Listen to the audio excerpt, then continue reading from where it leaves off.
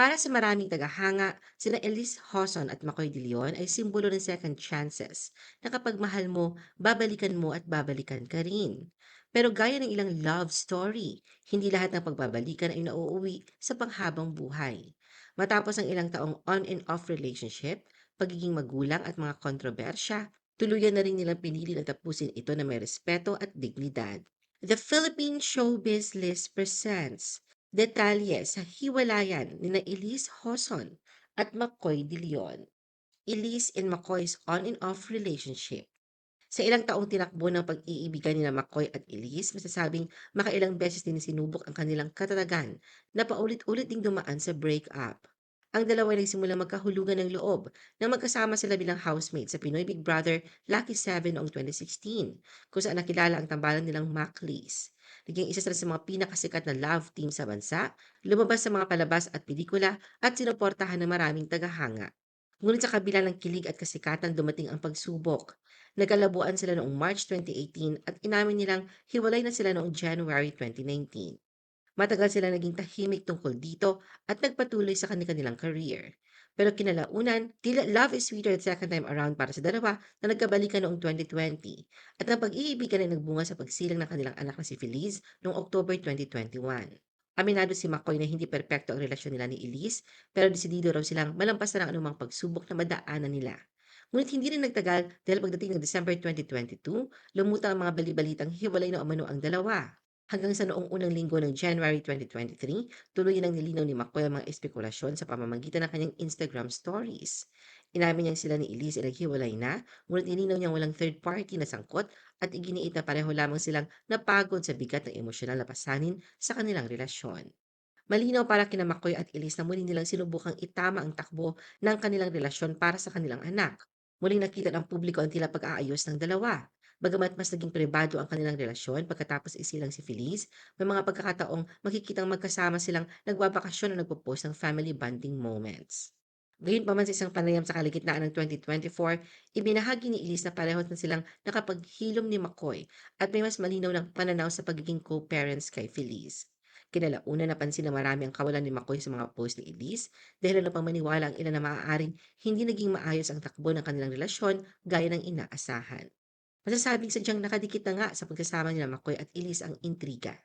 Noong December 2024, pinagpiyastahan ng mga netizens online ang pagputok ng momol issue ni Elise kay Joshua Garcia sa ginanap na Star Magical Christmas Ball. Napaunat ang labis na galit di umano ni McCoy at haka-hakang on the rocks na naman ang relasyon nila ni Elise. Pero sa kabila ng ingay ng usaping ito, pinili nila McCoy at Elise ang katahimikan at nagtuon ng pansin sa kanilang anak. Ang pananahimik nila McCoy at Elise sa estado ng kanilang relasyon ay hindi nakatakas sa papanuring mata ng mga netizen. Dahil pagpasok ng 2025, nariyan pa din ang ilang duda at mga katanungan kung hanggang saan kakapit sila sa isa't isa. Hanggang mismong si McCoy ang nagbukas ng matagal ng espekulasyon. Sa interview sa kanya ni OG Diaz noong February 2025, kinumpirma ni McCoy ang paghihiwalay nila ng landas ni Elise. Mas lalong nagliliyab ang usaping hiwalay na nga sila McCoy at Elise sa ginanap na ABS-CBN Ball 2025 sa Soler Resort North, Quezon City noong April 4. Naging tampok sa usapin sa social media ang magkahiwalay nilang pagdating. Agad ito napansin ng ilang netizens at naging sanhi ng samut-saring haka-haka na maaaring may problema na talaga sa relasyon ng dalawa kaya hindi sila magkasabay dumating sa annual event ng Kapamilya Network. Elise confirms breakup with McCoy. Matapos ang ilang buwang bulong-bulungan tungkol sa tunay na estado ng kanilang relasyon, tuluyan na itong binigyang linaw nila Elise at McCoy.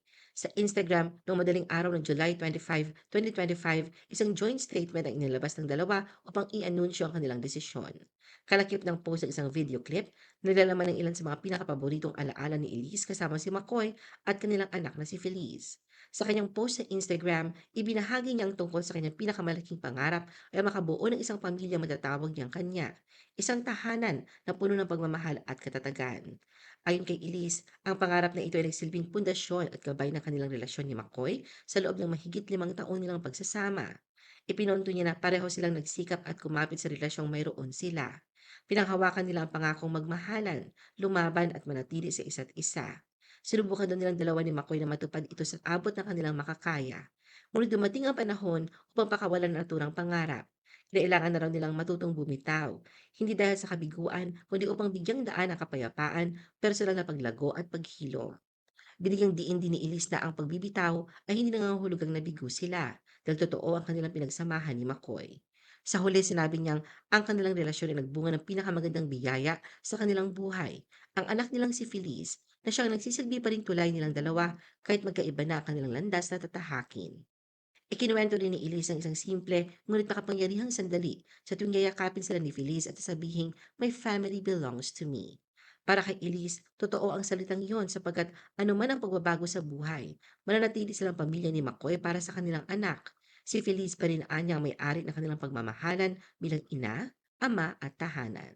Ayon pa kay Elise, ibinahagi niya ang mensaheng ito hindi upang lumikha ng ingay, kundi upang magbigay pugay sa kung anong meron noon at upang magbigay ng espasyo sa paghilom para sa kanilang dalawa ni McCoy at para sa mga bagong buhay na kanilang tatahakin. Hindi na raw kailangan ng espekulasyon at haka-haka tungkol sa dahilan ng kanilang paghihiwalay. Humiling siya ng kaunting pag-unawa, kabaitan at respeto mula sa publiko.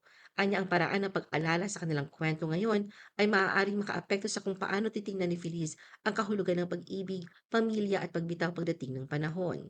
Sa huli, tinapos ni Elise ang kanyang mensahe sa mga salitang puno ng paggalang at kapanatagan. Anya, this is us stepping into a new chapter with love, respect, and no regrets. Ano ang masasabi mo sa video na ito? Mag-like o mag-react at huwag mahiyang mag-comment.